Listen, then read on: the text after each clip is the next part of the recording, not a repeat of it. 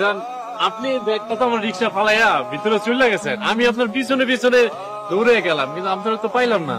তুমি আমার অনেক বাঁচান বাঁচাইছো। তুমি জানো এর মধ্যে কি আছে? ও জানি তো টাকা। তুমি এতগুলো টাকা পেও চলে যাও নাই। আমি আল্লাহর মধ্যে 5 ওয়াক্ত নামাজ পড়ি, আমি কি লেগা অন্য মানুষের হকের দিকে লোভ করব?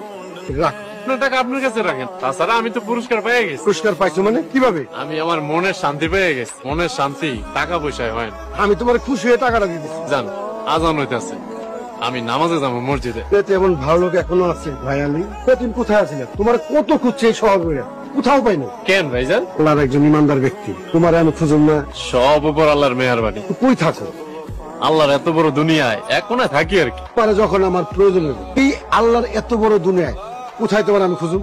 আসলে আমার এই শহরে থাকার মতো কেমন জায়গা না, মাঝে মধ্যে গ্যারেজে থাকি। তোমার যদি আমি একটা থাকার ব্যবস্থা করে দিই তুমি থাকবা? আপনি কেন আমার থাকার ব্যবস্থা করে দিলেন?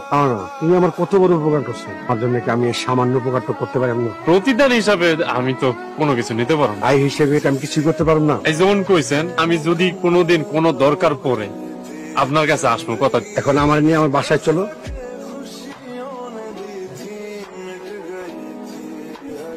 কেমন আছো রিক্সাওয়ালা? আপনি কইলাম মানুষটা মেলা ভালা। তুমি কেমনে বুঝলা?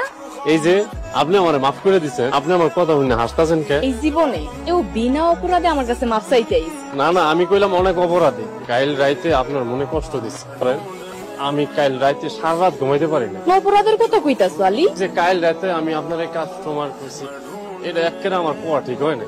আশাইলে আলী, এই বিজলি এত সহজে অপমানিত হয় না। এই বিজলি হইলো ওই যে রাস্তার পাশে ড্রেন দেখতাছো, ড্রেনের মতন। এটা আপনি কি কইলেন? আপনি হইতেছেন মানুষ, হইতেছে সৃষ্টির সেরা জীব। সৃষ্টির সেরা জীব হইলো অন্য মানুষেরা, এই বিজলি না। বিজলি হইলো রাস্তার পাশের ড্রেন, যার উপর দিয়ে রাইতের ময়লা আবর্জনা ভাসে। তাইলে আপনি নিজেরা পাল্টা।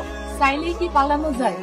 মানুষ চাইলে সব সম্ভব। সেই সময় তাকে বাদ হয়ে যত বড় অপরাধী করুক না, যদি ভালো পথে যাইতে চায় আল্লাহ তার সঠিক পথে